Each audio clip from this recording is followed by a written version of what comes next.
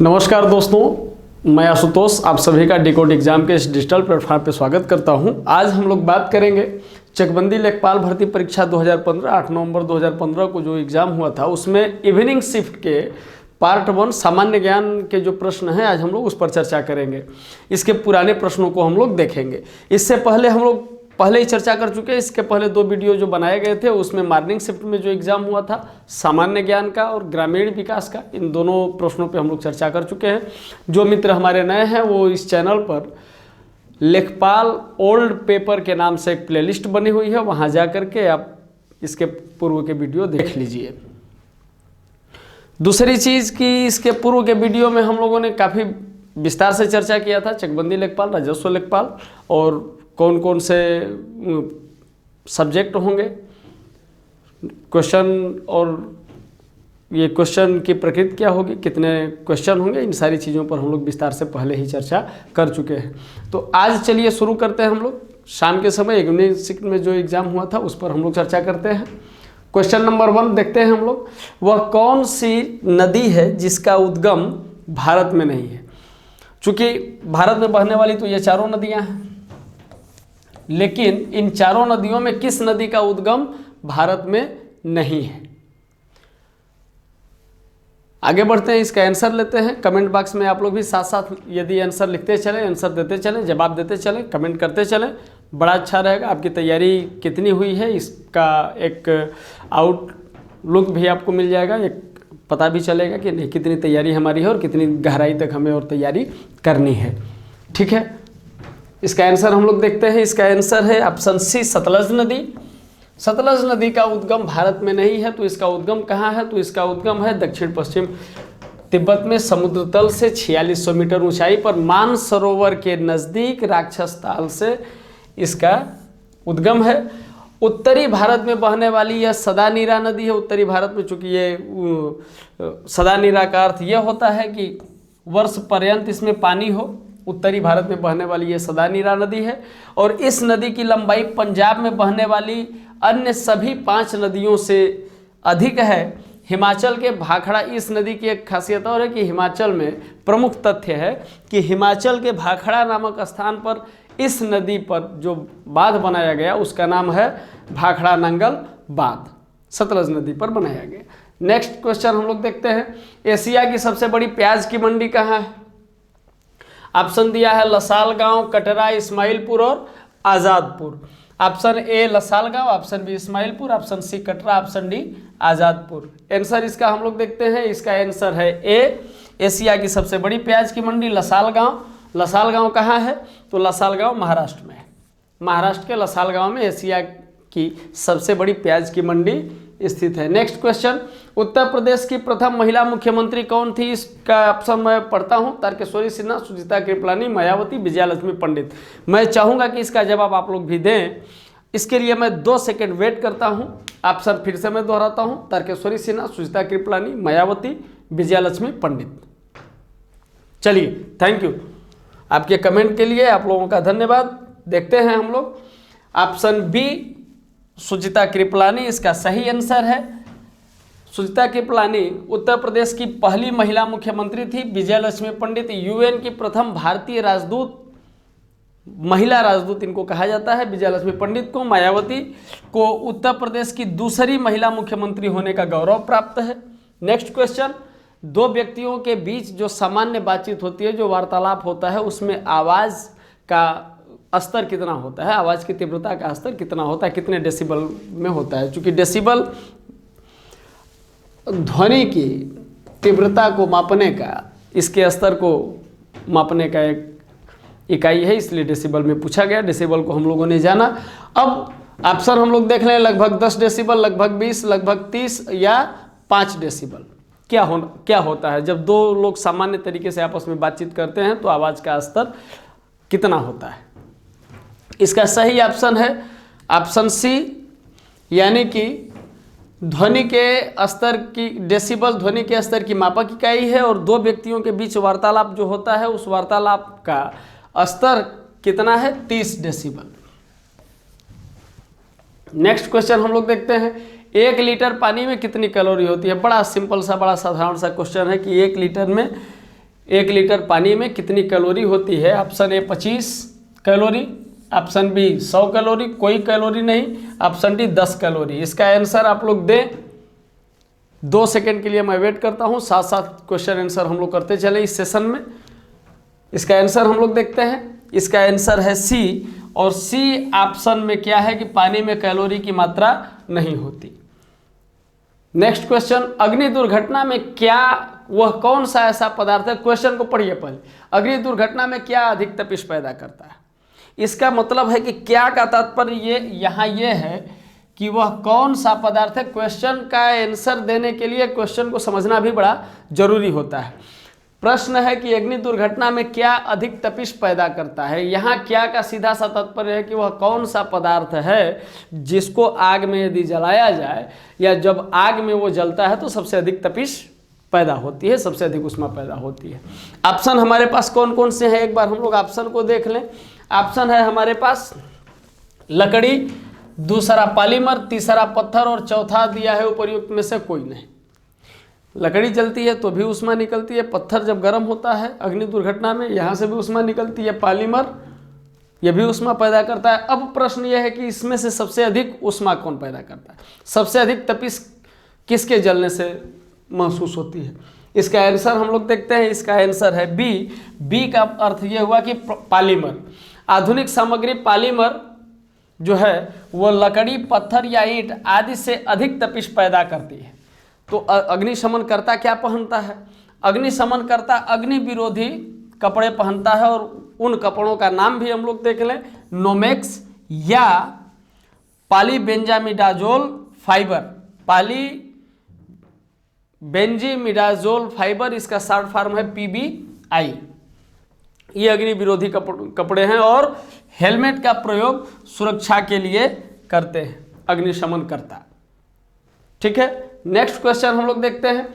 खाद्यान्नों का न्यूनतम समर्थन मूल्य प्रतिवर्ष कौन तय करता है? न्यूनतम समर्थन मूल्य के विषय में हम लोग जानते हैं, तो न्यूनतम समर्थन मूल्य खाद्यान्न का कौन तय करता है? ये निश्चित हो गया, ये प्रश्न हो गया कौन घोषित करता है। अब ऑप्शन दिया है राष्ट्रीय कृषि आयोग, राज्य सरकार, कृषि लागत एवं मूल्य आयोग, और चौथा दिया है उपर्युक्त में से कोई नहीं। तो पहले हम लोग न्यूनतम समर्थन मूल्य के एक छोटा सा 2 लाइन में हम लोग एग्जाम्पल देख लें, एक इतिहास देख लें 2 लाइन में इसका, उसके बाद हमें इसके आंसर पर चर्चा करेंगे। देखिए सी, ऑप्शन सी में क्या था? ऑप्शन सी में हमारे पास, एक बार फिर से ऑप्शन को देख लीजिए, ऑप्शन सी में हमारे पास कृषि लागत एवं मूल्य आयोग है। कृषि लागत एवं मूल्य आयोग क्या करता है? न्यूनतम समर्थन मूल्य प्रतिवर्ष घोषित करता है। इससे जुड़े हुए और भी प्रश्न आ सकते हैं, और वो प्रश्न क्या है कि पहली बार न्यूनतम समर्थन मूल्य कब घोषित किया गया था? तो 1966-67 में भारत सरकार ने पहली बार न्यूनतम समर्थन मूल्य घोषित किया। किस उपलक्ष्य में घोषित किया था? तो उस समय वो जो दौर था वो हरित क्रांति का समय था, और हरित क्रांति के समय में ही खाद्यान्नों का न्यूनतम समर्थन मूल्य सरकार द्वारा पहली बार घोषित किया गया। देखिए कंफ्यूज नहीं होना, अब ये सरकार कैसे घोषित करती है? तो सरकार घोषित करती है CACP के सिफारिश पे। कृषि मूल्य एवं कीमत आयोग CACP द्वारा जो निर्धारित किया जाता है न्यूनतम समर्थन मूल्य, इसी को सरकार घोषित करती है। और CACP की स्थापना कब हुई थी? इससे जुड़ा हुआ एक इम्पोर्टेंट फैक्ट है, ये आता भी हो सकता है कि आए, काफ़ी इम्पोर्टेंट है। 8 जनवरी 1965 को CACP की स्थापना हुई और इसका मुख्यालय दिल्ली में है। तो इस क्वेश्चन की व्याख्या से हमने ये जाना कि CACP क्या है, इसकी स्थापना कब हुई थी और इसका कार्य क्या है, और पहली बार न्यूनतम समर्थन मूल्य कब निर्धारित किया गया, किस उपलक्ष्य में निर्धारित किया गया। तो CACP कृषि मूल्य एवं कीमत आयोग, इसकी स्थापना 8 जनवरी 1965, इसका मुख्यालय दिल्ली में है। पहली बार हरित क्रांति के समय 1966-67 में न्यूनतम समर्थन मूल्य घोषित किया गया। नेक्स्ट क्वेश्चन हम लोग देखते हैं, ब्रिक्स।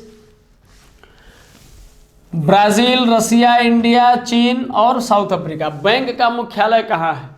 तो अब ब्रिक्स के बैंक का भी नाम चेंज हो गया है, उसको हम लोग व्याख्या में देखेंगे। पहले इसके ऑप्शन को हम लोग देख लें, मुंबई, बी शंघाई, सी जोहान्सबर्ग और डी मॉस्को।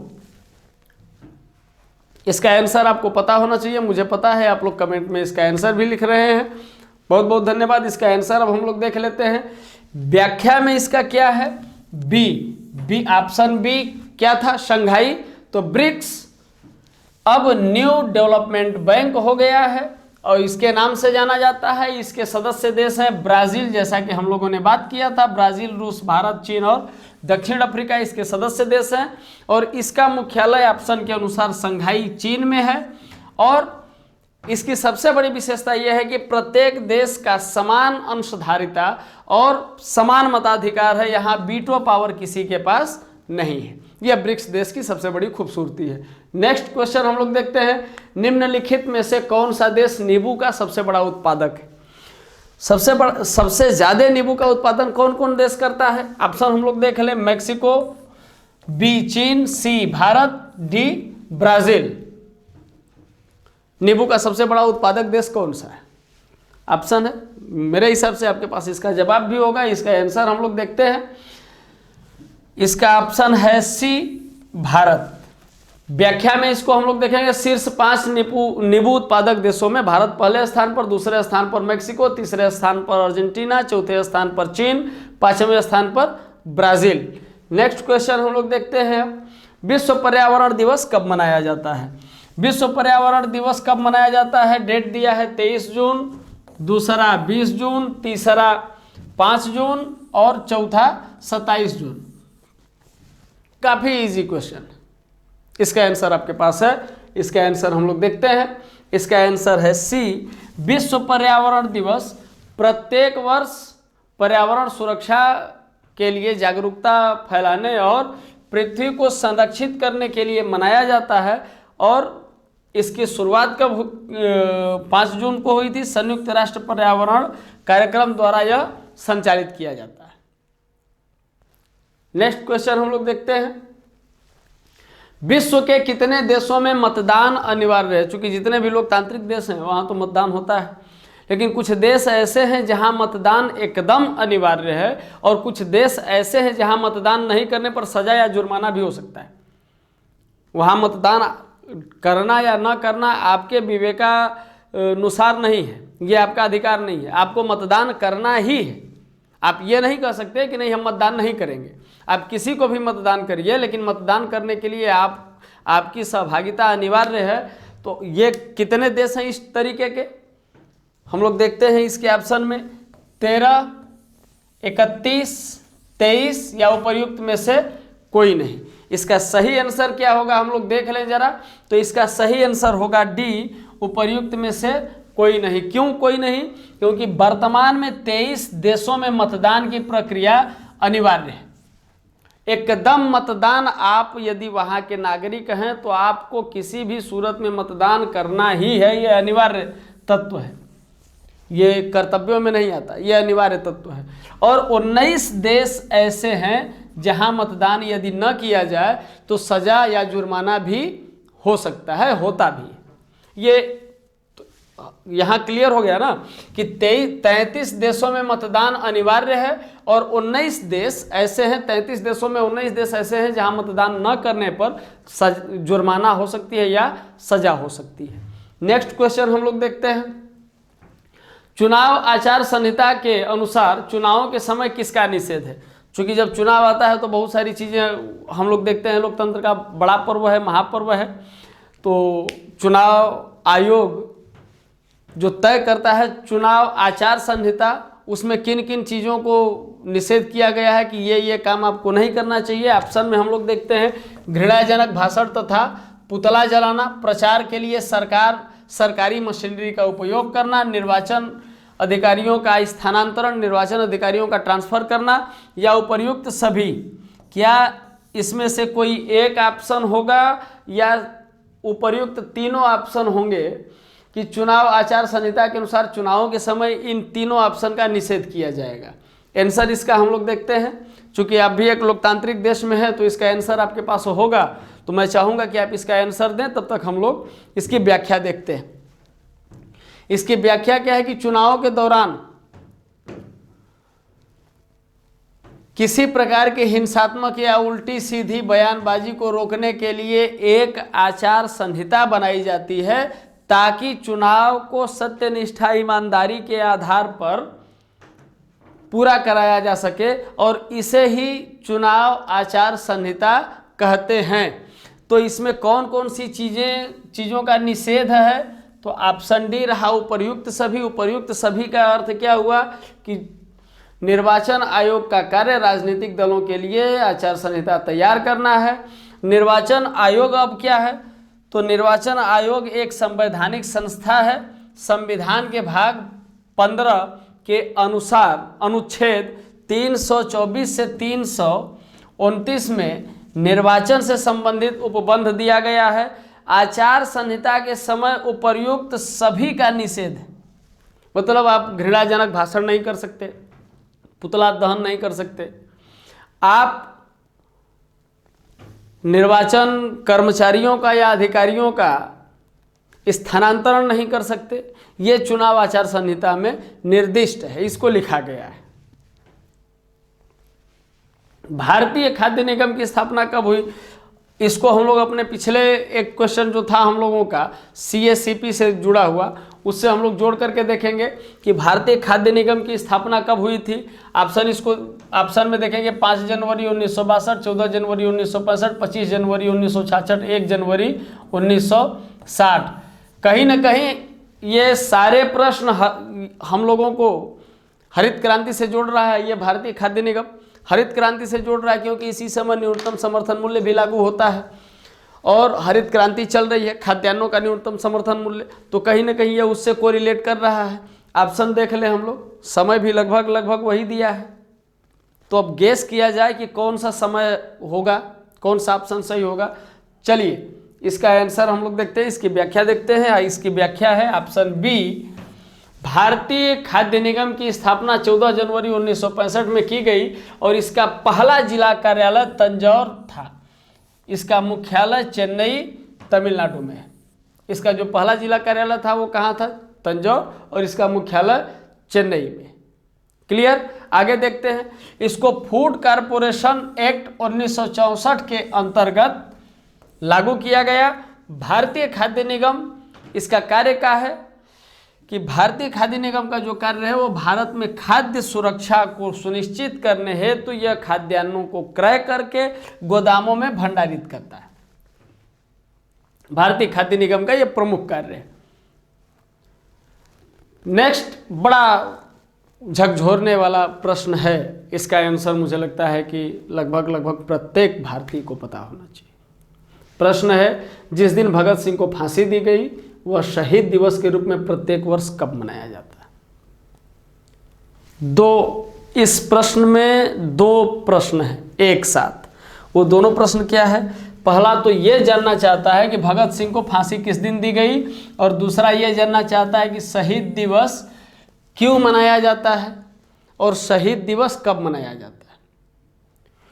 सीधा सा प्रश्न यह भी हो सकता था कि शहीद दिवस क्यों मनाया जाता है, ऑप्शन आपका बदल जाता। यह प्रश्न होता कि शहीद दिवस कब मनाया जाता है, ऑप्शन आपका सेम रहता। चौथा, और इसमें ऊपर इसने फैक्ट दे करके पहले निर्धारित कर दिया गया था कि शहीद दिवस भगत सिंह की फांसी, सरदार भगत सिंह को जो फांसी दी गई उसके उपलक्ष्य में शहीद दिवस मनाया जाता है। अब ये फांसी किस दिन दी गई? ऑप्शन है 23 मार्च, 30 मार्च, 31 मार्च और 13 मार्च। आंसर इसका हम लोग देखते हैं। इसका आंसर है ए, 23 मार्च 1931 ईस्वी में भगत सिंह, सुखदेव और राजगुरु को फांसी दी गई। 23 मार्च को शहीद दिवस मनाया जाता है। नेक्स्ट क्वेश्चन हम लोग देखते हैं इसका। निम्नलिखित को सुमेलित कीजिए तथा नीचे दिए गए कूट का प्रयोग कर सही उत्तर चुनिए। कॉलम ए, ये कॉलम ए है और ये कॉलम बी। कॉलम ए में 4 चीजें हैं, कॉलम बी में 4 ऑप्शन दिए गए हैं। इसको हमें देखना है। विश्व डाक दिवस कॉलम बी में 12 जनवरी, मतलब कौन सा दिवस कब मनाया जाता है इसके विषय में यह जानना चाहता है। विश्व डाक दिवस बी में कॉलम बी में 12 जनवरी राष्ट्रीय मतदाता दिवस, कॉलम बी में 25 जनवरी मानवाधिकार दिवस, कॉलम बी में 9 अक्टूबर, कॉलम ए में राष्ट्रीय युवा दिवस, कॉलम बी में 10 दिसंबर। अब सीधा सा यह पूछ रहा है कि इसको सुमेलित कीजिए। विश्व डाक दिवस कब मनाया जाता है, राष्ट्रीय मतदाता दिवस कब मनाया जाता है, मानवाधिकार दिवस कब मनाया जाता है और राष्ट्रीय युवा दिवस कब मनाया जाता है। इसको सुमेलित करने के बाद नीचे ऑप्शन दिया है। यहां 10 सेकंड का समय आपके पास है, इसका सही ऑप्शन आप लोग बताएं। प्रश्न है आपके सामने स्क्रीन पर। प्रश्नों को आपने देख लिया, इसमें जो ऑप्शन दिए गए हैं आपने उसको देख लिया। अब आइए इसकी व्याख्या को हम लोग देखते हैं। तो इसमें ऑप्शन बी सही है और ऑप्शन बी के अनुसार विश्व डाक दिवस 9 अक्टूबर को, राष्ट्रीय मतदाता दिवस 25 जनवरी को, मानवाधिकार दिवस 10 दिसंबर को, राष्ट्रीय युवा दिवस 12 जनवरी को। नेक्स्ट क्वेश्चन, भारत में कितने शहरों की आबादी 10 लाख से अधिक? भारत में शहरों की आबादी, भारत में जितने शहर हैं तो उसमें कितने ऐसे शहर हैं जहां आबादी 10 लाख से अधिक है? ये आपकी जनसंख्या से प्रश्न है।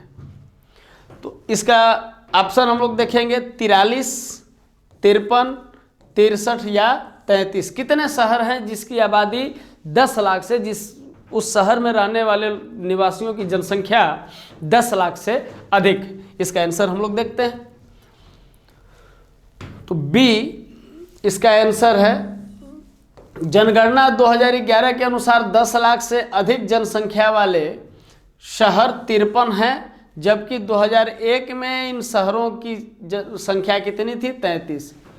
मतलब 10 सालों में 20 शहर एक्स्ट्रा बढ़ गए। 2011 में जहां केवल 2001 में जहां केवल 33 शहर थे जिसकी जनसंख्या 10 लाख से अधिक थी, वहीं 10 साल बाद 2011 में 53 शहर ऐसे हो गए हैं जहां की जनसंख्या 10 लाख से अधिक होगी। ये जनसंख्या विस्फोट की स्थिति चल रही है हमारे देश में अभी। जनगणना 2011 के अनुसार उत्तर प्रदेश में 7 शहर ऐसे हैं जिनकी आबादी 10 लाख से अधिक है।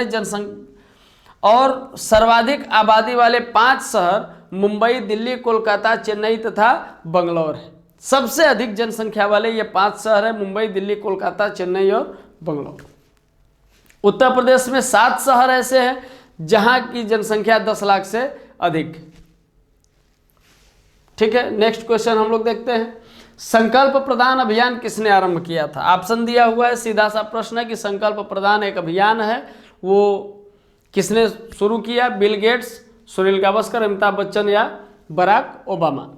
ये 4 ऑप्शन हमारे सामने हैं, इसको हम लोग देख लें कि इसको शुरू किसने किया और इसका बेसिकली कार्य क्या है। तो सब ऑप्शन है ए व्याख्या। इस ऑप्शन के अनुसार व्याख्या जो दिया गया है कि संकल्प प्रदान अभियान बिल गेट्स ने आरंभ किया था। बिल गेट्स और वॉरेन बफेट ने 2010 में एक चैरिटेबल संस्था खोली और उस संस्था का कार्य यह था कि फिलोन्थ्रोपी से पीड़ित जो व्यक्ति हैं उनकी मदद की जाए और यह संस्था विश्व के संपत्तिशाली लोगों द्वारा चलाई जाती है। क्योंकि बिल गेट्स और वॉरेन बफेट के बारे में मुझे लगता है कि प्रत्येक व्यक्ति को पता है जो थोड़ा सा पढ़ा लिखा। भूरी क्रांति किसको बल देने पर केंद्रित है? भूरी क्रांति किसको संवर्धित करती है? भूरी क्रांति किसको सहयोग करती है, किसको मजबूती देती है? ऑप्शन दिया गया है चाय और कॉफी के उत्पादन में वृद्धि, कच्चे चमड़े के उत्पादन में वृद्धि, उर्वरक के उत्पादन में वृद्धि या उपर्युक्त में से कोई नहीं। ऑप्शन एक बार फिर से देख लीजिए। भूरी क्रांति का संबंध इसमें किससे है?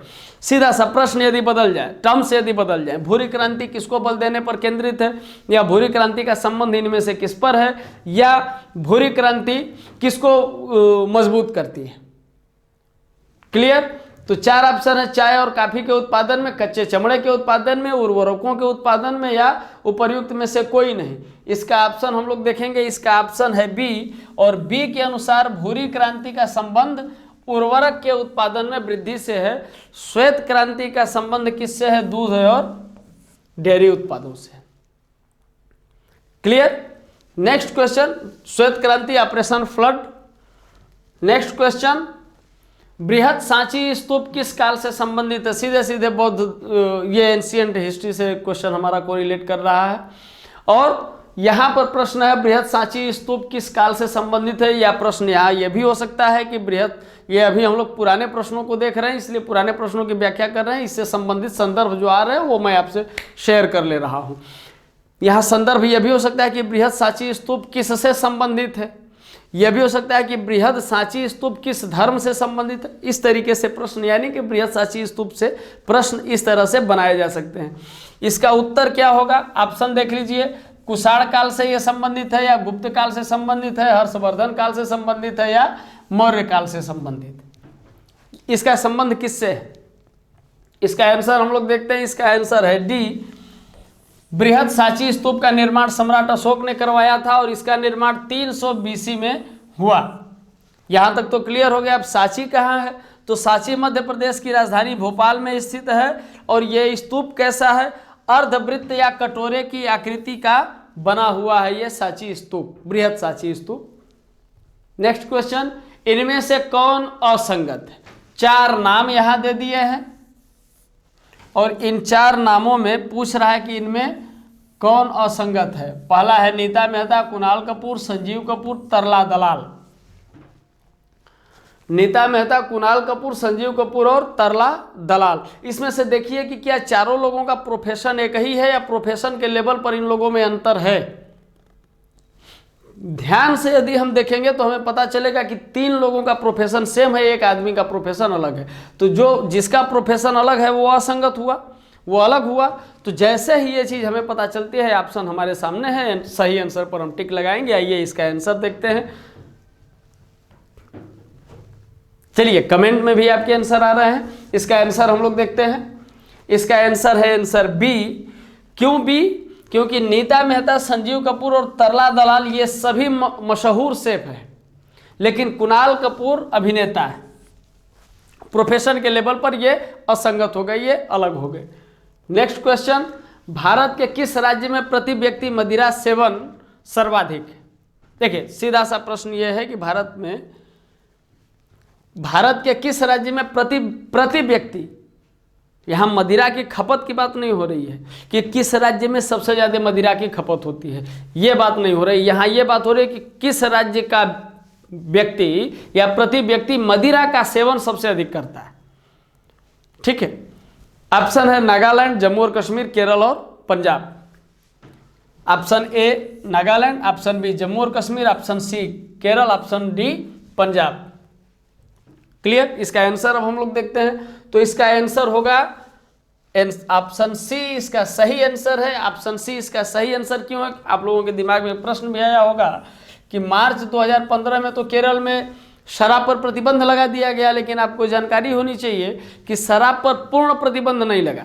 5-6 जो नए शहर, नए राज्य बताए गए हैं एक सर्वे के अनुसार जो एम्स ने किया था, उस सर्वे के अनुसार यहाँ पूर्ण प्रतिबंध नहीं है केरल में, और उसमें छत्तीसगढ़, गोवा, पंजाब ये सारे राज्य भी हैं। लेकिन जब प्रति व्यक्ति की बात आती है तो प्रति पूरे देश में मदिरा के सेवन की दर प्रति व्यक्ति 4 लीटर है, जबकि केरल में सर्वाधिक है और ये कितना है, प्रति व्यक्ति 8.3 लीटर केरल में मदिरा सेवन का दर है। इसके उलट पंजाब में हम देखते हैं तो पंजाब दूसरे नंबर पर आता है। दूसरे नंबर पर पंजाब 7.9 लीटर प्रति व्यक्ति मदिरा सेवन की दर है। जहां पूरे भारत में प्रति व्यक्ति मदिरा सेवन 4 लीटर प्रति व्यक्ति है, वहां केरल में 8.3 लीटर और पंजाब में 7.9 लीटर। तो यहां जब प्रति व्यक्ति को पूछ रहा है तो हमारा ऑप्शन उसके हिसाब से ऑप्शन सी सही होगा। नेक्स्ट क्वेश्चन, निम्नलिखित को सुमेलित कीजिए तथा नीचे दिए गए कूट का प्रयोग कर सही उत्तर चुनिए। ये हो गया कॉलम ए और ये हो गया column B. Clear, column A में हिंदू, मुसलमान, सिख और ईसाई दिया है और यहाँ धर्म दे दिया, यहाँ संप्रदाय दे दिया। कौन सा धर्म किस संप्रदाय से संबंधित है इसको हम लोग देखेंगे। ऑप्शन ए में पहला दिया है, कॉलम ए में हिंदू, इधर दे दिया निरंकारी और नामधारी, मुसलमान, कैथोलिक और प्रोटेस्टेंट, सिख, शिया और सुन्नी, ईसाई, सनातनी और आर्य समाजी। काफी इजी क्वेश्चन है और सबको पता है। इसको जरा सुमेलित कीजिए। इसका कूट आपके नीचे दिया हुआ है, इसके नीचे दिया हुआ आपके सामने है, आप इसको देख रहे हैं। चलिए बहुत बहुत धन्यवाद। इसका आंसर अब हम लोग देखते हैं, इसकी थोड़ी सी व्याख्या देख ली जाए। व्याख्या क्या होगा कि हिंदू धर्म का सीधा संबंध किससे होगा? सनातनी और आर्य समाजी से। मुसलमान का संबंध किससे होगा? इसका मतलब यहां हम लोग देखेंगे कि ऑप्शन, कौन सा ऑप्शन ऐसा है जो हमसे मैच कर रहा है। ए हिंदू यानी ए, तो इससे संबंधित कौन है? सनातनी और आर्य समाजी। तो यहाँ ये सही हुआ। दूसरा बी पर मुसलमान दे दिया, मुसलमान का संबंध शिया और सुन्नी, इसका मतलब बी का ऑप्शन 3 होना चाहिए। तो ये हुआ सिख का, तो सी कहाँ है? यहाँ सिख, और इसका संबंध निरंकारी और नामधारी से है, तो ये। और उसके बाद ईसाई, ईसाई के जो 2 संप्रदाय हैं ईसाई धर्म में, डी का वो कैथोलिक और प्रोटेस्टेंट। इस हिसाब से हमने देखा कि ऑप्शन ए हमारा सही है। नेक्स्ट, भारत के किस राज्य में सबसे बड़ी अंतर्देशीय लवणीय आर्द्र भूमि है? सीधा सा प्रश्न यह है कि भारत के किस राज्य में सबसे बड़ी अंतर्देशीय लवणीय आर्द्र भूमि है? उत्तर प्रदेश, हरियाणा, मध्य प्रदेश और पंजाब। इसका आंसर हम लोग देखेंगे, इसका आंसर होगा ए। उत्तर प्रदेश में भारत की सबसे बड़ी अंतर्देशीय लवणीय आर्द्र भूमि है। लेकिन लवणीय झील की यदि हम बात करें, अंतर्देशीय लवणीय झील, तो वो राजस्थान में स्थित है और उसका नाम है सांभर झील। यहाँ लवणीय से संबंधित जो शब्द आया था उसके संदर्भ में ये व्याख्या है। नेक्स्ट क्वेश्चन, इनमें से कौन भारत का राष्ट्रपति नहीं, कार्यवाहक राष्ट्रपति नहीं था? Option A V V Giri, option B doctor Zakir Hussain, option C न्यायमूर्ति हिदायतुल्लाह, ऑप्शन डी बीडी जत्ती। इसका आंसर हम लोग देखते हैं। इसका आंसर है ऑप्शन बी। व्याख्या के अनुसार डॉक्टर जाकिर हुसैन भारत के 3रे राष्ट्रपति थे और इनका कार्यकाल, यह कार्यकाल रहा इनका। बीबी गिरी 3 मई 1969 से 20 जुलाई 1969 तक कार्यवाहक राष्ट्रपति के रूप में काम किए। न्यायमूर्ति मोहम्मद हिदायतुल्लाह 20 जुलाई 1969 से 24 अगस्त 1969 तक कार्यवाहक राष्ट्रपति रहे। बीडी जत्ती 11 फरवरी 1977 से 25 अगस्त 1977 तक कार्यवाहक राष्ट्रपति पद पर रहे। नेक्स्ट क्वेश्चन, नाइट्रिक अम्ल किस धातु पर बेअसर होता है? नाइट्रिक अम्ल किस धातु पर बेअसर होता है? ऑप्शन दिया है निकिल, सोना, चांदी और तांबा। इसका आंसर हम लोग देखेंगे, इसका आंसर होगा सी नाइट्रिक एसिड, नाइट्रिक अम्ल। इसका फार्मूला है HNO3। सोना Au धातु पर बेअसर होता है। नाइट्रिक अम्ल निकिल, चांदी, तांबा और एल्यूमिनियम, जिंक आदि धातुओं से क्रिया करता है, लेकिन यह सोना पर बेअसर रहता है। सोना से इसकी अभिक्रिया नहीं होती। भारत के किस तटवर्ती शहर में, अगला क्वेश्चन हमारे सामने, भारत के किस तटवर्ती शहर में सबसे लंबा समुद्री पुल अवस्थित है? यहाँ केवल पुल नहीं पूछ रहा है, प्रश्न है कि किस तटवर्ती शहर में सबसे लंबा समुद्री पुल स्थित है। और ये शहर कौन कौन से हैं तटवर्ती? रामेश्वरम, चेन्नई, मुंबई और विशाखापट्टनम। सीधा सा प्रश्न है कि कहाँ पर सबसे लंबा समुद्री पुल है, किस तटवर्ती शहर में? इसका आंसर हम लोग देखेंगे, इसका आंसर है सी मुंबई। मुंबई शहर में सबसे लंबा समुद्री पुल स्थित है और यह माहिम वे नदी है, खाड़ी है, पर स्थित बांद्रा वर्ली या राजीव गांधी सी लिंक है। यह पुल अरब सागर के एक हिस्से को बांद्रा से जोड़ता है और इसकी कुल लंबाई कितनी है? 5600 मीटर इसकी कुल लंबाई है। समुद्री पुल की लंबाई जो माहिम वे नदी पर है और ये राजीव गांधी लिंक है, ये सी लिंक है और ये अरब सागर के एक हिस्से को बांद्रा से जोड़ती है। इसकी लंबाई 5600 मीटर है। लेकिन ये समुद्री पुल की बात होगी, लेकिन महात्मा गांधी सेतु जो बिहार की राजधानी पटना के पास हाजीपुर में स्थित है, इसकी लंबाई 5875 मीटर है। यहाँ तक हम लोग समझ गए। अब ये क्लियर हो गया कि यहाँ यदि समुद्री पुल के बारे में यदि चर्चा होगी तो वो हम मुंबई करेंगे, लेकिन यदि केवल पुल की बारी आएगी तो महात्मा गांधी सेतु हाजीपुर के निकट हम लोग उसकी चर्चा करेंगे। इस तरह से आज हम लोगों ने एक इवनिंग शिफ्ट में जो सामान्य ज्ञान के प्रश्न थे हम लोगों ने उसको देखा। इसके पहले के 2 वीडियो पहले ही बनाए जा चुके हैं। आज का क्लास आपको कैसा लगा हमें कमेंट करके ज़रूर बताइए। फिर मिलते हैं हम लोग अगले लेक्चर में, तब तक के लिए नमस्कार, धन्यवाद।